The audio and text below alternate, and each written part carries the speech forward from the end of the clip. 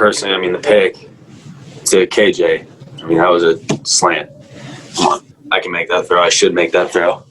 Oh, blood in my nose. My bad. There's just little execution things, man, that were very easy things to do that, I just didn't take advantage of. I could play a whole lot better, and I'm going to. That's the thing. I'm going to. But this week wasn't the best for me. No, I think, Vic, you were right about this.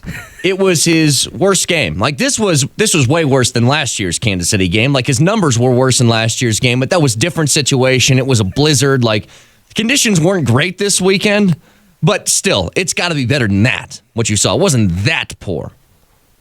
That music with Drew Lock behind it, saying what he said, so sad. Was friggin' depressing. Yeah, I know.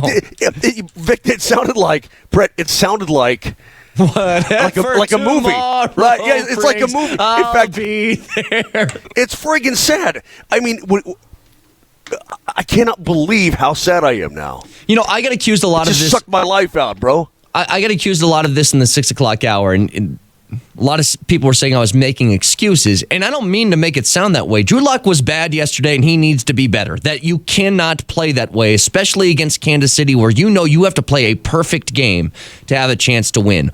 All I was saying was, because this is just kind of the boat that we're in with Lock, because he's been here kind of for like 2 years, but not really because he's been hurt. And so when you only have 8 starts under his belt in his career, this was the 3rd start this season. I said this last week.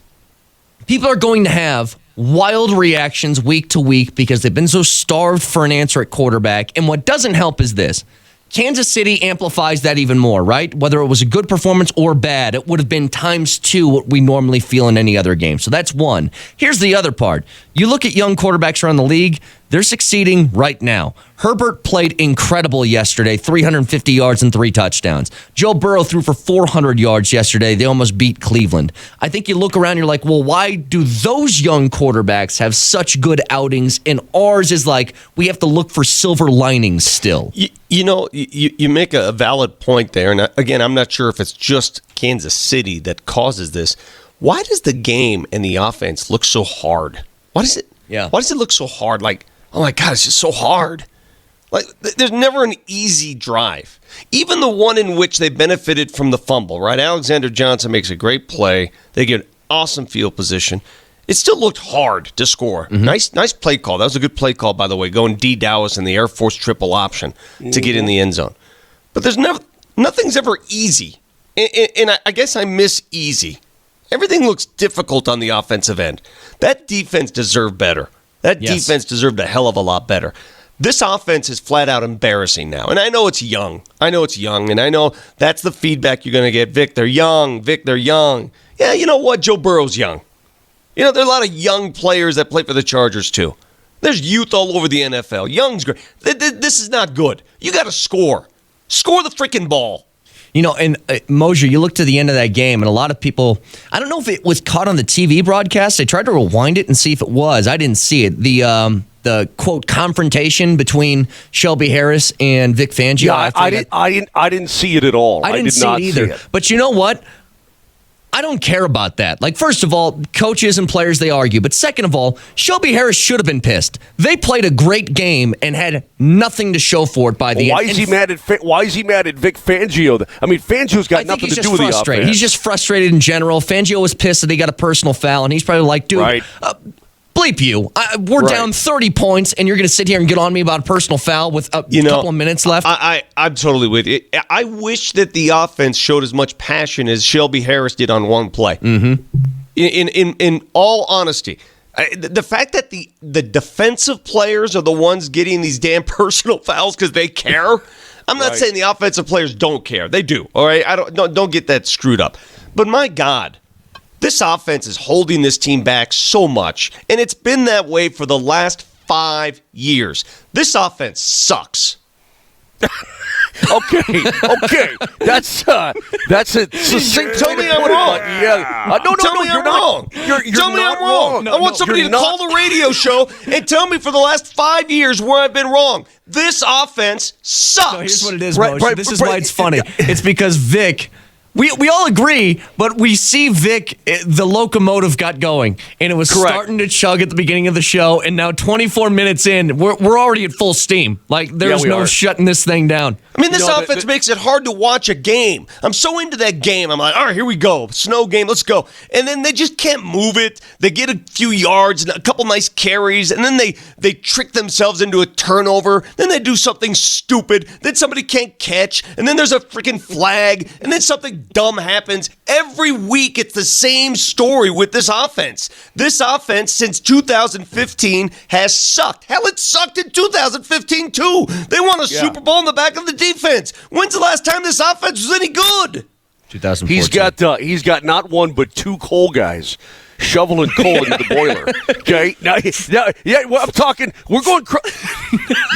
We're going cross country, Vic. Come on, baby. I like it. It's hard to watch this offense. I'm turning the channel. I'm seeing Justin Herbert run around like he's been playing in the league for 15 years. I'm watching Sunday Night Football last night. Arizona gets the ball back with 57 seconds, and they go boom, boom, boom right down the field. When's the last time the Broncos went boom, boom? Without going boom, boom, turnover. There ain't no boom. When's the last time you've got boom, boom? You go boom, boom anytime soon? Seriously. Have you seen an offense more mechanical, more destructive, more counterproductive than this one for the last half decade? It's been abysmal. What's so crazy about it, Brett, too, is that you have a quarterback who theoretically could execute what we've been wanting in these parts for 5 years, right? But then he won't take what's given to him right now. Whereas the old guys, all they would take is what's given to them, and it's the opposite. You had guys wide open down the field, and they would never look there because they were scared to death they couldn't make the play. And now you got a guy who will look down the field, but that's all he's looking at is down the field most of the time. And so it's really weird. It's frustrating, and there's no wonder that Vic is all fired up this morning because nothing is working on the offensive side of the ball. This is broken record city, man. We're in friggin' Brown's DeLorean, right? We are in the time machine, and we're bouncing around between 2016 and 2020. It's hard to watch. This offense sucks. Let me tell you how bad it is. Players and different coordinators and different, but it's the same damn thing all the time. By the way, this is Groundhog Day. Real quick, at Brett Kane Radio. Groundhog Day. Poll questions up at Brett Kane Radio on Twitter. Was 2014 the last time the offense went boom boom? Yes or no? Yes. Well, there's no doubt about it. I'm an authority on that subject matter. I don't care. I'm not debating that. There's no debate. Yeah. The year that the Broncos won a Super Bowl, the offense sucked. Or it was substandard. It was just mediocre. There was nothing explosive about that offense. They had injuries to the quarterback position. You got to go back to Manning's record-setting season, really. And you went from Ferrari to Chevette, bro. That's where you went from thoroughbred to donkey in a Kentucky Derby, man. You're on Secretariat, setting the records, and then all of a sudden you're like, this little donkey will do. There comes a point where it's awful, dude. It's awful. I think there comes a point when it just you have to entertain me, and I can't believe how many times I have to say this. You have to entertain me. You're not entertaining me by throwing flea flickers at midfield. That's not entertaining to me. That's smacks of desperation. You have to entertain me with something that proves you can score the football. How many touchdowns did the Broncos have in that game? Legit touchdowns. What was the final score? I don't remember the final score. Stop paying attention. They put up 43-16. Okay, 43-16 was the final score. The fourth quarter Melvin Gordon touchdown, I'm not even counting that. I don't even count the fourth quarter. Doesn't count. Fourth quarter, this game ended at 30-9 at the end of 3. Do we agree?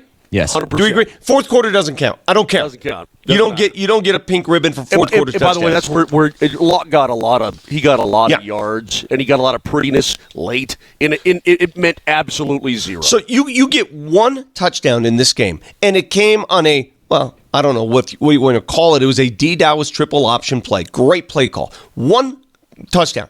We said before, if you don't score touchdowns against the Chiefs, you ain't winning. Mm-hmm. Man, they didn't come close to scoring touchdowns against this team. They didn't sniff the end zone. And you know what? You know the worst thing about the Broncos-Chiefs game yesterday? You know you got your butt kicked when you got Chad Henney'd. Chad Henne showed up. Yeah, when you got the starting quarterback of the opposition throwing the ball cap on the sideline and doing this stuff, ribbing with other guys in the sideline and yucking it up, you know you got plowed, bro. You got plowed when he's yucking it up in the ball cap. Got to take a break here, but I think the one thing that proves how far away the Broncos are from actually competing with the Chiefs is something that Lindsey Jones sent out yesterday. Like this, it blew my mind. We'll get to it.